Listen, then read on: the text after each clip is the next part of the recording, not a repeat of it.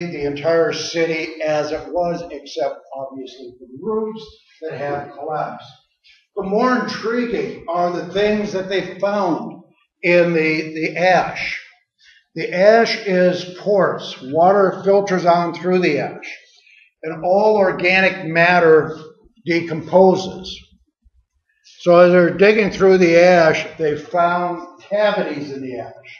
They said, well, what's going on here? What's this cavity? And so they decided to use plaster of Paris. They fill these cavities up and wait for the plaster to harden. And lo and behold, they found organic things like a loaf of bread, a plate of vegetables, a plate of meat that had decomposed, and several bodies that had simply decomposed. And when you fill this cavity up with plaster of Paris, here's the body. And literally, the tunics on the body, everything on the body was perfect. They could depict that with these casts. So when you go to Pompeii, insist on seeing the bodies. I mean, there was one where the hand was over the mouth and nose like this, trying to protect the respiratory passages. It just didn't work out, obviously. There was one where a dog had been tied up to a post, and the dog is like this, again, suffering in the last stages of life. All of this is recorded there. Unfortunately, for archaeology and for the study of historical sites, the Italian government does not have enough money to maintain these. These are being maintained by private foundations, and we know what has happened with private foundation money in the last 5 years. And so structures are collapsing. Facilities that have withstood the test of time are now going.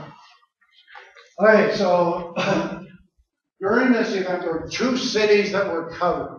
One was Pompeii, and that was with ash. And the other one is Herculaneum. Herculaneum is along the seacoast.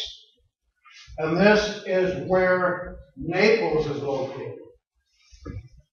And Herculaneum was not covered with ash, it was covered by a massive mud flow. Actually, it was covered by something called lahar.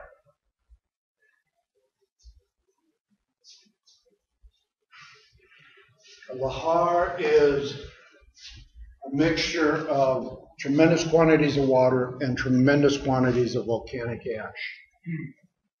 So this then cascaded down onto Herculaneum and buried it in a matter of hours. Again, same thing happened here. The entire structure disappeared. No evidence of it. Up until, the late 80s,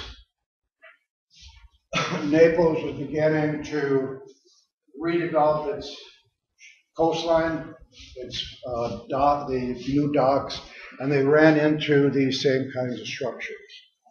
They found individuals buried here in greater numbers because they simply didn't have the time to get up. But again, the structures there are almost pristine. The frescoes on the wall, the paintings on the wall, as though they were done within the last decade. So if you have a chance, you can spend your time in Rome and the Vatican, like, go here as well. Okay, Krakatoa. Krakatoa is in the fringes of the Indian Ocean. Again, convergent plate boundary. Again, volcanic history is very common. So throughout extended periods of time, this volcano would periodically erupt. And people didn't become too concerned when it started, again, belching a little steam, a little bit of earthquake activity, and it was in an area where the Dutch and the British had large settlements, colonies. So both the Brits and the Dutch decided, let's go check this out and see what's going on. And literally, they walked up the mountain slope, they peered into the vent, and they saw this bubbling, boiling mass of molten rock units. They went back down, they reported it to the authorities. The authorities said, okay, what are we supposed to do about it? And the response is obviously not a great deal. not much you can do with a volcano. You can maybe evacuate people, but you don't know when this is going to go. Shortly thereafter,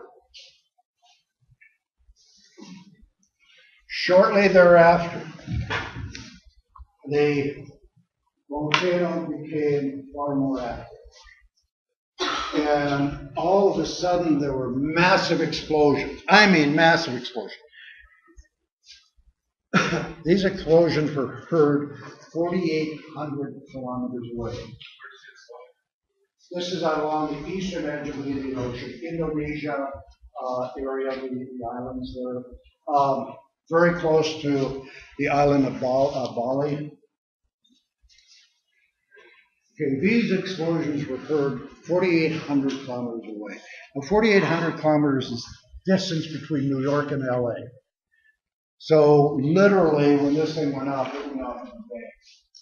And when it went off, it literally blew the island. Over 80% of the island disappeared.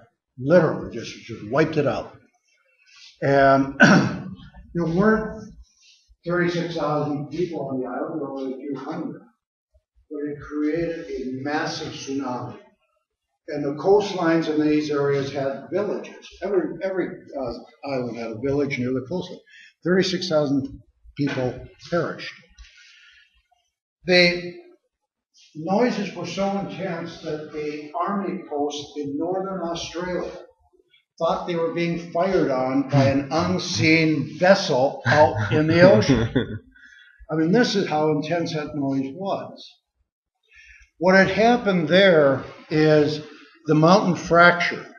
The magma moving up fractured the mountain, and it allowed seawater into the magma chamber. So literally that water went from liquid form to steam, an explosive nature, and just ripped everything apart. After the event, both the Brits and the Dutch went there and tried to ascertain what happened. A great study on volcanic activity, modern study on volcanic activity. They used scientific principles here and basically documented it with interviews with people in the area, ship's captains, and so on and so forth. Mount Pelee, 1902. Island of Martinique, which is in the Caribbean area. City of St. Pierre, population of about 20,000. Happened on a religious holiday, so you had all the farmers and folks from the surrounding area came in to St. Pierre to celebrate. So the population of the community was up over 28,000 when this episode happened.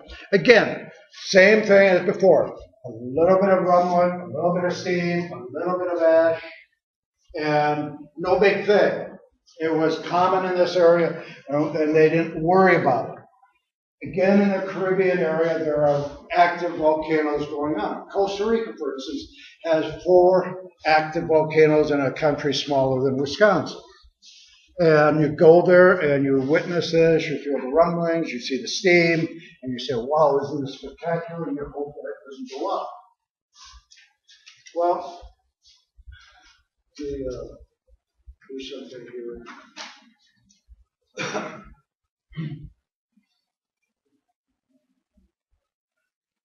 Okay, the mountain basically dominates the island. Most of the volcanic activity is ejected vertically.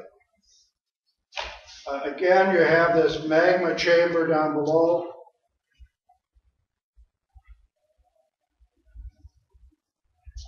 And you have what is called a volcanic pipe that feeds into this.